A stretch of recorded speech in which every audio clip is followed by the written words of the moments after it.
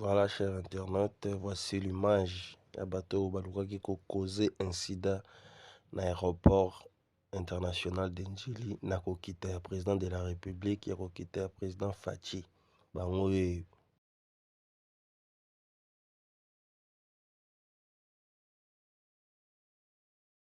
Situation ya République démocratique du Congo.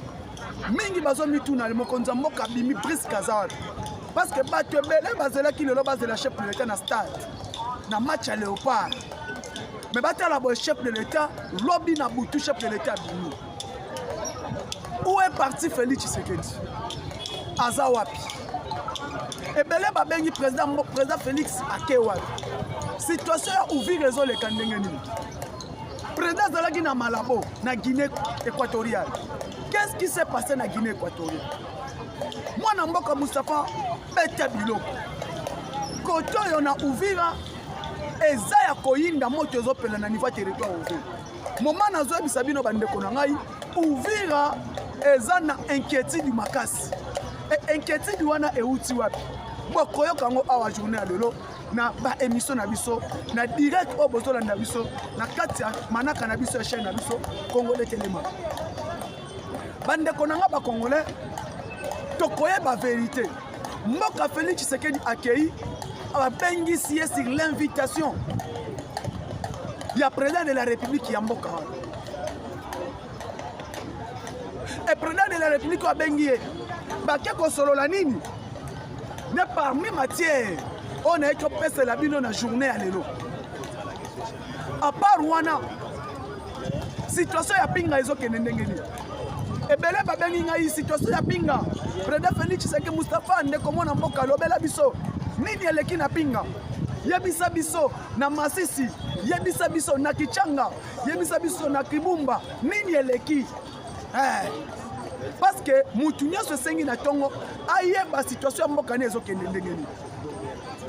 Il faut que yeba mboka ezo kende ndenge nini mboka elamuki ndenge nini mboka elali ndenge nini ne par rapport tokoya kosuka siko na kati na yango elelo véridique nde bokoyeba yango qu'est-ce qui s'est passé les vraies informations sur le déplacement ya mokonza mboka Félix Antoine Tshisekedi Tshilombo na libanda ya mboka bandeko na ngai Paul Kagame alobi ete Félix Tshisekedi atikali na 29 mois. Atikali na 29 mois fois longo. Il faut préparer mout. Oya kwa ko succéder Félix Tshisekedi pour que baklandela ba accord na bango ba signer. Pour protéger leurs accords et leurs accords qu'ils ont signés. Les anciens accords parce que Tshisekedi devient maintenant cauchemar du Rwanda. Félix Tshisekedi a commis cauchemar et pas inabango. C'est qu'il faut qu'on prépare nani oya pour que accord ba signaka na régime passé ba accord wana ezongi. Et les accords qu'ils ont signés avec les régimes passés, accord nini? Situation ya Tabumbeki esuki ndenge nini? Tabumbeki qui a appelé tous les opposants.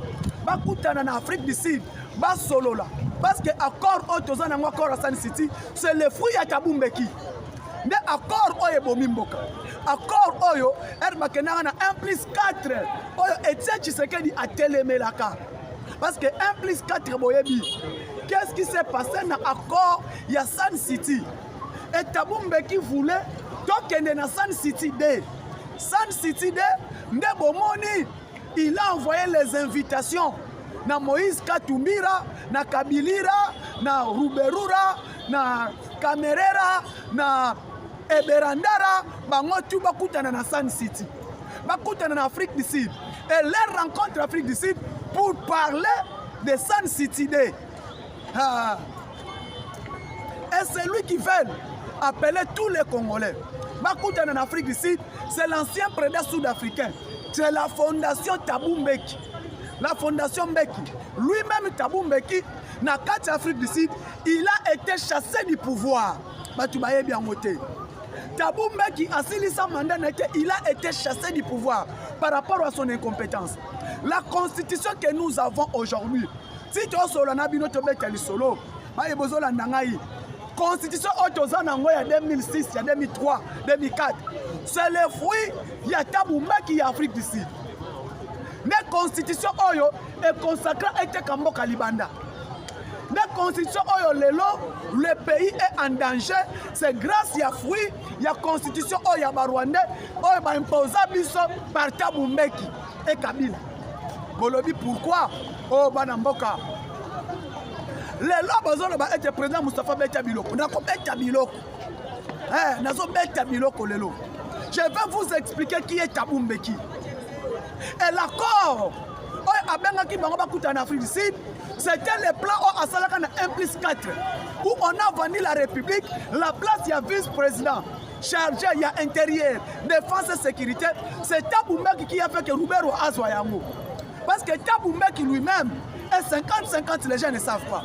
Raison pour laquelle Tabumbeki a été chassé du pouvoir en Afrique du Sud. Le même Tabumbeki aujourd'hui, il appelle les Congolais, vu sa fondation, autour d'une même table pour parler, d'examiner la situation de la République démocratique du Congo. Et Tabumbeki est en Wana. C'était Tabumbeki président. Actuellement, Tabumbeki qui n'est pas président, mais qui a une fondation. Ils veulent rassembler les Congolais pour discuter de leur propre pays à dehors, à l'extérieur du pays. Nebomoni, Nakati Afrique du Sud, où Tabumbeki a lancé l'invitation à Moïse Katumbi, Joseph Kabila. Tomoni Nakati Kabila, Namoni Kimuta Zalaki, Namoni Francine Muyumba, Namoni Nehemi Mwilania, membre FCC. Objectif na bango ya voyage Afrique du Sud. Oh Tabumbeki abengi bango, c'était quoi? Réforme institutionnelle. Parmi les points en Afrique ici, ils ont parlé des réformes institutionnelles. Donc ça, la réforme institutionnelle, on a pensé par rapport à propre intérêt. Ces réformes institutionnelles que Tshisekedi doivent être remplacées. Pour Félix Tshisekedi, doit préparer Nini Tchosal. Ce qui Tshisekedi a aucun détail, la formule, il y a 1+4. Parce que les lots, les Congolais, il faut comprendre, les lots, souffrance, il y a les Congolais, parce que nous avons accepté la constitution, Oyo Tovota, Oyo Komama, en Afrique du Sud. Parce que grâce à Tabumbeki, ils ont fait que non 1+4 récemment. C'est Tabumbeki qui a accepté que brassage, mixage et salam. Pourquoi? Tant que tu es dans San City, tu as discuté Kabila reste président. On doit mettre 1+4 où il y aura 4 vice-présidents. Il y a Etienne Tshisekedi, Jean-Pierre Bemba, Yerodi Abdoulaye Ndombasi et Azaria Souroubé. Baken à San City, Basali est fort. Basali est fort. Va dribbler Etienne Tshisekedi. Basali est fort, va dribbler Etienne Tshisekedi na kati ya San City. Baba zwa poste ya Etienne Tshisekedi, ba pesa yango Zaidi Ngom. Pourquoi? Parce que dès que Etienne Tshisekedi est là, ba intérêt na bango ekozala te. Dès que Etienne Tshisekedi sera là, bango ba kolia te de copie ya San City. Et lelo, Félix Tshisekedi devient président de la République, il a accepté d'aller aux élections avec cette constitution. Parce que 2006, Etienne Tshisekedi n'a pas voulu aller aux élections. Pourquoi? Parce que recensement est ça le marqué. Il n'y a eu pas recensement. Nous t'avons Salema Yango. 2011, recensement est ça limité. FCC PPRD, à l'époque, Balobi, le code de recensement est ça limité. Etienne Tshisekedi a condamné qu'il y a une élection sans recensement. Donc, il y a un bongo. Etienne Tshisekedi arrive, alors il dit que non, il n'y a aucune élection parce que ceux qui n'ont qu'une élection. Et que tu Joseph Kabila, ça sera non-assistance à la personne en danger. Comme il y aura non-assistance à la personne en danger, nous irons aux élections de la manière que la constitution est lobby, nous n'avons aucune élection. On est allé aux élections, on a bâti Joseph Kabila. Kabila a été bâti dans l'élection. Toebi Ndengeke. Et lelo, Tabou Meki, Tabou Félix Tshisekedi a continué à du pouvoir, il a gagné les élections. Tshisekedi devait maintenant cauchemar. Il y a des multinationaux. Tshisekedi a commis danger pour Nabango, entre autres Fondation Clinton, Fondation Bill Gates, Fondation Meki. Tous ces gens-là, Moussa Faki, l'ancien président nigérien, Basangani, parce que Bazalaki n'a pas intérêt dans la République démocratique du Congo. Tout le monde sait la République démocratique du Congo est la communauté intercriminelle. Bilanga, il y a communauté intercriminelle. Entre autres, sur le plan diplomatique, la République démocratique du Congo est Boungaki. Plus de 30 ans, la République n'existait pas. Personne ne faisait la diplomatie à Congo. C'était Kagame, c'était Museveni, c'était Sassou Nguesso. Tous ces anciens présidents, tous ces présidents-là, ils mangeaient dans la République démocratique du Congo. Grâce à Yango Siko, Tshisekedi arrive président de la République. Aligny était Azongisa Congo. Azongisa Congo na rai. Congo était le Ayeba, Bitumba Oyo et Bundakana Ebi. Bitumba Oyo ya Congo et Utaka Wabi. Qui est le vrai agresseur? Il y a la République démocratique du Congo. Pourquoi la guerre à l'est de mon pays? Pourquoi? Ce sont des questions que le chef de l'État a posées, a mis qui ma question et a mis ma réponse. Tobani Kolane, guerre à est et Utaka Wabi. Qui est le vrai agresseur? Il y a RDC. C'est le Rwanda. Rwanda mutu apiyaka minerai à Congo. Qui est derrière Rwanda? Qui est derrière Rwanda? Nani a financé Kagame? Nani azasima Kagame? Kagame a teka minerai à Congo pa ya nani? Banani ba acheteur ya minerai à RDC. Et pourquoi? Pendant que le Congo est agressé, l'embargo reste dans mon pays. Ce sont des questions que le chef de l'État a mis posées. Ce sont des questions qui s'est opposé et qui faut amener la réponse. Raison pour laquelle Tshisekedi est allé maintenant affronter la communauté internationale dans le terrain diplomatique. Tshisekedi a affronté la communauté internationale sur le plan diplomatique à côté de Zamba, à découvrir le vrai agresseur, à découvrir la position de l'agresseur. Nani azo ko agressé Congo? Nani aza sima? Et nani oyo aza kati ya bato bazo créer l'insécurité, ko instabiliser mboka na ngai. Mais parmi biloko oyo mokonza mboka bandi kobuka. Fachi à côté Zamba, à côté terrain diplomatique. Premier mandat Tshisekedi s'est sacrifié. À chaque diplomatie na ezala champ de bataille. Parce que ceux qui n'ont pas affronté Kagame sur le plan armement, sur le plan militaire, oui, Tokobunda, mais Kagame est à la soutien. Bakolobanini, Peya Moutene, Abunisa Mouane. Kagame a la soutien. Et la soutien de qui? De la communauté internationale. Le cas de Kagame a un soutien de la communauté internationale. Na salanini, na kota kati ya communauté internationale wana. Na kota na kati ya terre o Kagame abunda. Place ye azalaka, na kota wana to bundana na kati. Raison pour laquelle le président a koti na kati ya terre diplomatique. Et tant qu'on continue na kati ya terre diplomatique, Tshisekedi déplace la guerre. Déplace la guerre à l'est. Il amène ça à niveau de la communauté intercriminelle. Là où Kagame mange, là où Kagame fait que pour piller les minéraux, là où Kagame fait pour agenouiller la RDC. Tshisekedi a continué à faire terrain là-bas. Tshisekedi a continué à faire terrain là-bas. Abandi Bitumba wana. Raison pour laquelle Tshisekedi a déplacé Bitumba. A déplacé Bitumba Oyo, place Ezalaki, a mis un terrain diplomatique. A même un terrain diplomatique a bandi ko bunda siko na bango kono. To bandi bunda na Rwanda na kati ya diplomatie. Na diplomatie to bandi Bitumba na niveau diplomatie. Dès à partir du niveau diplomatie, na Bitumba to bandi na yango na niveau diplomatie, to bandi koyeba. Ah, France. Ah, Suisse. Ah, Turquie. Ah, États-Unis. Ah, Chine. To découvrir batu oyoyo bazana kati ya kobundisa biso.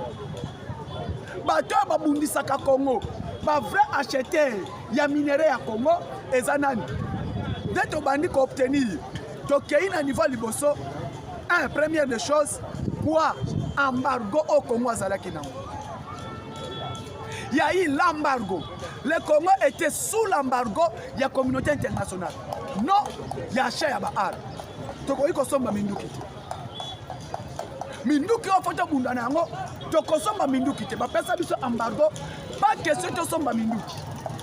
Première des choses, tu sais qu'il a lité d'abord, il y a kolongola embargo to salaki nango. L'embargo est longwe. Tu sais qu'il a longo ici embargo, batiki biso na mesure de notification. Mesure de notification etikali. Tu sais qu'il a abuni mesure de notification eye kolongo. Mesure de notification eye kolongo. Maintenant, il faut faire quoi? Tu sais qu'il fait l'étude sur le plan armeni ni tosanango. Banani babunda kabitu, banani bakobunda. Aya kolandela effectif. Ba pesa ye ba militaire o bana este yangote. Aya kotala âge moyenne ya ba militaire na biso. Âge moyenne ya ba militaire na biso ya armement na biso. Ya ba militaire na biso c'est 45 à 50. On n'avait pas de militaires.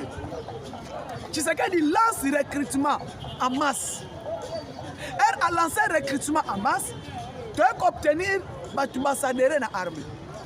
Mais qui maintenant peut commander ces gens? Qui peut orienter nos militaires? C'est là où il y a eu un problème. Tu as côté là été infiltration et zamakasi. L'infiltration et zamakasi n'a pas ça la nuit. Pour réussir, nous avons l'infiltration. Infiltration est ici là. Tshisekedi a fait tout pour que l'armée ait élément. Armée est élément. Armée n'a biso foto telemisango. Armée n'a biso ezonga. Armée o ezalaki époque ya Mobutu. Que koutani na soda, au monique au soda. Mais malheureusement, l'infiltration ezalaki tellement makasi. Et cette infiltration ezalaki tellement makasi, na place infiltration au esila est commis problème. Mais au moni, quand les gens parlent, toza incapable de Kobunda Bitumba. Non, on n'est pas incapable, nous sommes capables de Kobunda Bitumba. Mais Tshisekedi voulait d'abord qu'il a déplacé la guerre. Il a déplacé la guerre, il a mené ça dans le terrain diplomatique. Et ce terrain diplomatique, Tshisekedi a réussi à Kobeta Kagame. Yakobeta Kagame. Ndebo comment a été Ertokei na Malabo. Tshisekedi a Kobeta Kagame a Kena Malabo. Na Malabo bomoni na Guinée équatoriale. Ertokei na Guinée équatoriale, bomona mikolo place union surtout. Place union surtout Tshisekedi a Kende Kagame a un problème. Tshisekedi a Kende Kagame a un problème. Premièrement, sommet Outamba Rosalema, kaka na Guinée équatoriale. Toke sommet wana, na place Kagame mena abima, azwa poste, Kagame n'a pas réussi, ya kozwa poste wana. C'est le Congo qui a fait que Kagame a perdu le poste wana. Aujourd'hui, les mêmes républiques démocratiques du Congo. Elle va si sommet et à ces communautés d'État Afrique centrale. Donc se retrouver autour, il y a président. Il y a président Obiangwema. Le président guinéen, la Guinée équatoriale, Kagame devait être là, Kagame n'a pas réussi, n'est pas venu. Museveni devait être là, Museveni n'est pas venu. Le président soudanais devait être là, ils ne sont pas venus. Kagame a été, Museveni a été, président Soudan a été, président Kenya a été. Bayete Bakimakini. Pourquoi Batouana Bayete? Ils ont fui. La présence de Tshisekedi. La présence de Tshisekedi est sali était le président Wanabaki. Bayete, c'est parce que Félix Tshisekedi était présent. Bayete, parce que Tshisekedi a pris le temps de participer à ce Mewana, parce que Tshisekedi les a bloqués. Et comme bloqué, on a bloqué Bango. Et permettre Bango Bayete, pourquoi? Parce que Tshisekedi soki aye, ils vont makolobela l'agression. Tshisekedi soki aye, akolobela l'agression au Congo et au Sibi.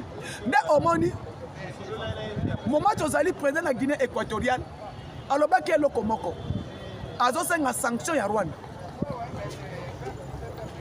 Sanction ya Rwanda, Rwanda face de la sanctionner na Afrique centrale, Rwanda faut pas sanctionner na Afrique de l'Est, Rwanda faut sanctionner na Union africaine. Même Rwanda a la participation tout na katia sommet ya ba chef d'État d'Afrique, ya Union africaine. Et maintenant Kagame maintenant c'est ça maintenant isolé.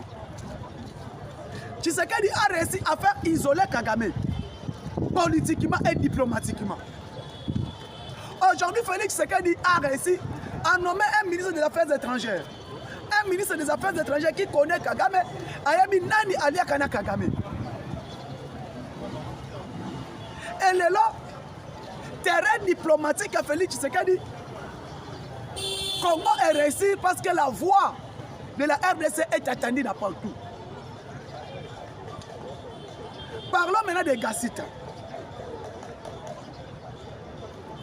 Tshisekedi nomme Gassita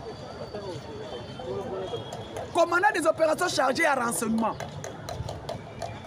dans le territoire ya Uvira. Bawazalendo baboye. Population peut eboye. Mais population aboye, bawazalendo baboye. Baboye Gassita pona nini? Est-ce que Gassita est mauvais? Ou parce que Gassita est Nyamuleng? Est-ce que Gassita est Nyamuleng ou Gassita est mauvais? Non. Parce que Gassita a qui commandant adjoint, il y a général O Akwesaki Bukavu. Gassita a travaillé dans général O Akwesaki Bukavu. Raison pour laquelle les Bawazalendo, Baboyi, Gassita, aya travaillé dans Kati Yanini, ya Uvira. Sa position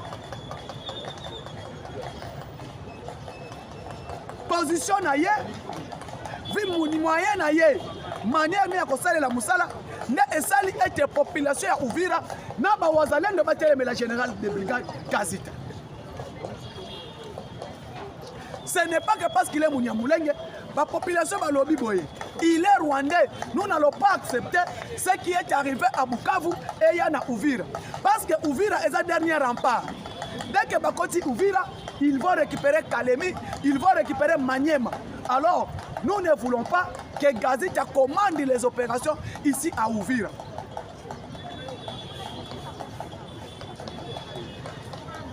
Et Nayango,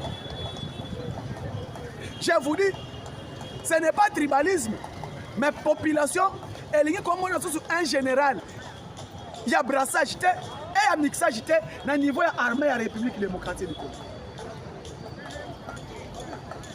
La détermination du commandant suprême.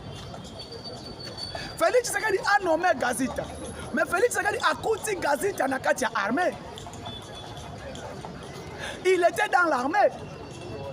Et le choix de Gassita, pour nommer commandant des opérations à Uvira, c'était le choix du chef d'état-major général dans la maison militaire. Est-ce que tant que qui choix wana va présenter le chef de l'État? Le président n'a pas étudié, n'a pas analysé le CV du général Gassita. Est-ce que la maison militaire est chef de l'État va quitter pour étudier que non, général Oyo va contester, va quitter pour analyser que général Oyo va koboya. Aujourd'hui, Gassita est là. Gassita commandant des opérations et Gassita population est boy. Et Uvira, il y a même des morts. Na Uvira balobi ete que non. Ce qui Gassita aye, pas comme Mabiso surtout. Mais c'est le président. Population on a des votes qui. Population on a allié consentir y était. Et population elle était présence à Gassita, ils ont déjà chit à Bukavu, chit à Uvira. Et pendant que le chef est en déplacement, chef à Libanda, chef à Gazistan, et à un pays stratégique sur le plan des minéraux. Là où Kagame est allé chercher échange minéraux en armes. Parce que Kobetama o abetami frappe aller, frappe retour au Azui. Kagame maintenant aza en danger. Na ebisa bino ba émission eleka que Rwanda a un problème, M23 a un problème. Il y a armement, M23 comme un problème. Il y a effectif, M23 comme un problème, il y a finance. Pas M23 mais le Rwanda a comme un problème à finance. Parce que ils ont la place de mon côté. Au Kagame a kendi ateka minéré bandimae. A une place de mon côté. Et là, quand le Kana na Uvira, Kagame a salaki nyon surtout à contrôler les coins stratégiques oyo minéré et Zalakana Est. Parce que Ayebi était na niveau walikali, tobi misaka casterite, na niveau walikali tobi misaka flore, na niveau walikali tobi misaka cobalt, coltan et bimaka pekuna et or pire et bimaka na Ituri et l'Ituri là est occupé maintenant par certains officiers. L'Ituri, insécurité ezali avec les Codeco, avec les ADF Nalou, au Bazana Ituri. Et aujourd'hui, Bandeko Nangai, il regrette Nazalaka Nango parce que Chiwewe, na chef à maison militaire, va conduire chef militaire na Béré. Il y a une opération conjointe. Il y a une opération conjointe qui a contraqué par ADF. Et Félix Tshisekedi, c'est un président civil.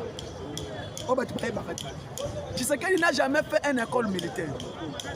Tshisekedi n'a jamais été en armée. Tshisekedi a dit que c'est un soldat, mais Tshisekedi a été civil. Et Tshisekedi, des civils, a commis comme ça l'analyse il y a armement. Et là, Mokili Mobimba et Lobaka Yango, Mokili Mobimba est comprenant parce que la lecture, un président civil a arrivé, il a cloué Paul Kagame.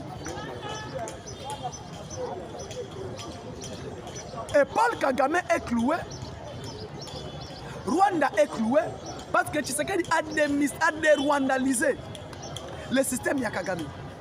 Système au Kagame a Tchaki, Tshisekedi a dérwandalisé yango. Ndebo comme na lelo, Kagame manque ya ba argument, manque ya ba enferme, manque ya nini. Kagame a comme un esprit, il y a bien sûr. Kofi a Félix Tshisekedi, qu'on a dit n'importe quoi vis-à-vis de Félix Tshisekedi. Qu'on prononce à Kofi Kolobate, à comment Kolobayango, que Tshisekedi, c'est lui, Tshisekedi, quoi, donner au moni, à dérwandaliser Kagame. Et oh, Fati Aloba, à la moindre escarmouche, je vais déclarer la guerre avec les Rwandais. Et les gens n'ont pas dit Congolais. Kagame maintenant cherche tout moyen. Kagame a l'occasion surtout de dialoguer. Et dialogue wana ezali. Dialogue ezali parce que notre président Félix Tshisekedi a tikala koboya dialogue. Président Félix Tshisekedi a accepté à Solana Kagame. Mais le problème il y a Kagame, Kagame n'est pas sincère. Kagame c'est un menteur. Kagame c'est un usurpateur. Kagame c'est un détourné. Kagame c'est un frappeur. Mais comment on a pays quand il parle d'aller signer les accords, il parle des minéraux. Les minéraux à Congo à Kénéla. Les minéraux à Congo à Kénéla. Prenons le temps que Kagame a fait au Congo. Le temps que Kagame a fait de piller les minéraux de la RDC. Le temps que Kagame a fait de s'enrichir dans les minéraux à RDC. Parce que seul le Rwandais est un minéraux. Mais quand il part aux États-Unis, signer les accords, quand il part en France, signer les accords, quand partout Kagame part pour signer les accords, et minéraux wana ayaka kozwa wapi na RDC. Ayaka kozwa minéraux wapi na RDC. Et minéraux wana nde esali économie ya Rwanda. Minéraux na biso nde esali ete PIB ya Rwanda emati. Mais président Tshisekedi aye, alobi non, pas question eloko na lingango. Eloko na lingango te. M23 est télémi, Turanero est télémi, Rentabara est télémi, Sardine est télémi, Bamaïmaï est télémi, tout. Les branches sont des branches que Kagame utilise pour piller. Sont des branches que Kagame utilise pour détruire notre pays. Et les branches Et les lobes tu bakomona été herbe congolais bazomona oh non République démocratique du Congo a telemi a lingité Congo ba telemi bazoboma ba congolais ba boma ba swahiliphone ba sala nyonso tout té eza manque ya ba argument solide eza manque ya ba argument na quand Kagame parle que non Tshisekedi cherche tout pour faire tout il est en train de tuer les Baswahili balingi Baswahili té tout eza manque ya ba argument. Oh non, bakoma boma Banyamulenge, bakoma tele Banyamulenge. Léo nous les Banyamulenge. Non. Les Banyamulenge n'existent pas. Et Moutou Aza Congolais a élu Congo, na histoire à RDC de 1960 à 1996. Il n'y a eu aucune communauté, il n'y a eu aucune ethnie.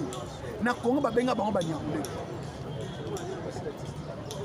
Nani akoyebi sangai ke ekolo na biso ezalaka Banyamulenge.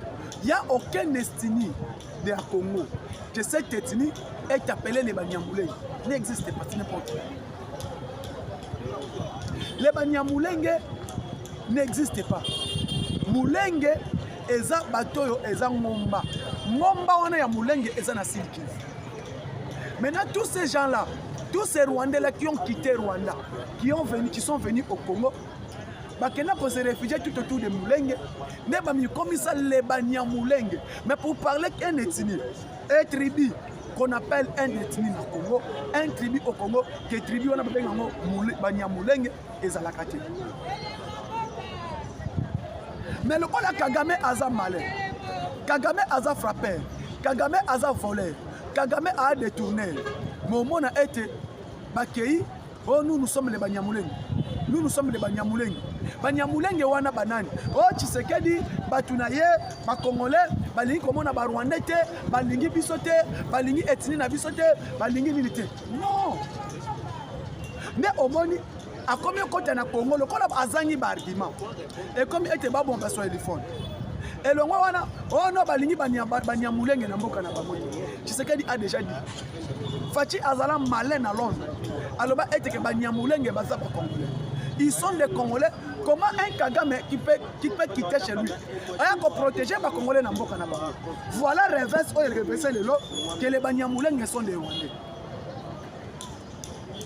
Rentabara, Tuiranero, ils ont un groupe armé créé par Kagame avec Moïse Nyarugabo pour déstabiliser la région Grand Lac, pour déstabiliser la République démocratique. Rentabara, Tuiranero, ils ont mis loko Kagame a créé. Parce que Ezaki Kop na bango na bakabila pour déstabiliser la République démocratique du Congo, ils ont créé Seren Tabara, ils ont créé Tuiranero.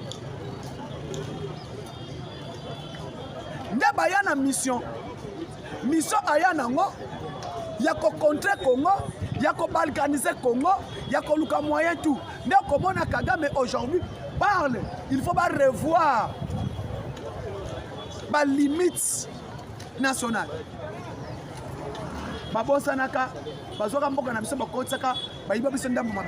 Quelqu'un qui manque des arguments. Et le lot, fin de citation, bateau nyon so tout bomoni, va comprendre que les voleurs qui a volé, moutou a détruit le Congo, moutou a sali et que Congo est en déstabilisation, c'est Paul Kagame. Et na malabo akimaki. Na malabo akimaki. Akiminini. Parce que le but était que non, a infiltré. Je vous dis, Rwanda niveau autosa awa. Fati a fait encercler les politiques qui a encerclé Kagame. Kagame ne savent pas, moindre erreur kaka, ouvrir à frapper. Je vous dis, Kigali est cause de la poussière. Kigali est cause de la poussière. Parce que Eric Prince ne dort pas. Eric Prince ne dort pas. Les Blackwater, vous avez entendu parler de Blackwater. Vous avez entendu parler de Eric Prince. Toyebi sabino mwa muke makambo ya Eric Prince. Que Eric Prince a une Blackwater ne bazana Bukavu na Burundi. Bamsuba ana manono. Alors l'Amérique a compris que l'accord oyanga na Congo na kola la te. Je ne peux pas refuser, reculer. Na kozonga simate. Il faut que tu revoies ce que Kagame cherche. Et qu'est-ce que Kagame cherche?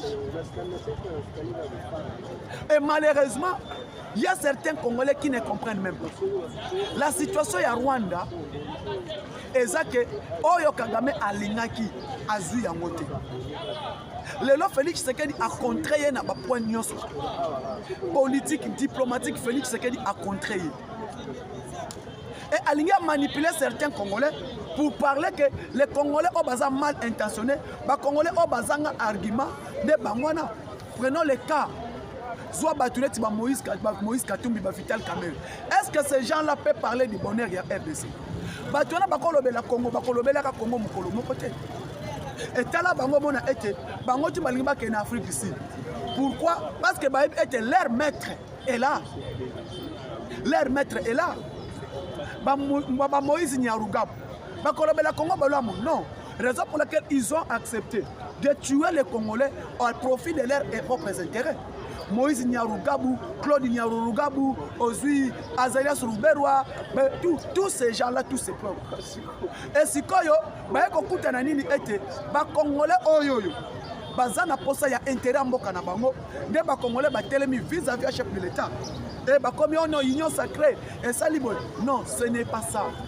Dites-nous pourquoi, qu'est-ce que vous voulez, qu'est-ce que vous cherchez au Congo.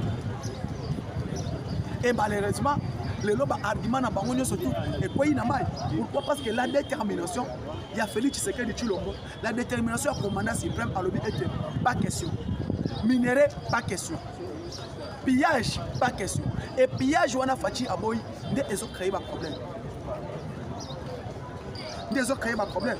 Et il y a un lobby était total et ma puissance surtout mais les quoi y a été bon mon était parti à Bimi à quel contrat Kagame place était que la minéré place à ça la troque naé place que luka armement naé après sa minéré je sais que des contrats Bokolanda Obama était clair nani Donald Trump était clair c'est lui qui ne va pas respecter feuille de route accord de paix c'est lui qui va violer l'accord des principes Tokolandaya sur le plan à cause de sanctions économiques et sanctions diplomatiques.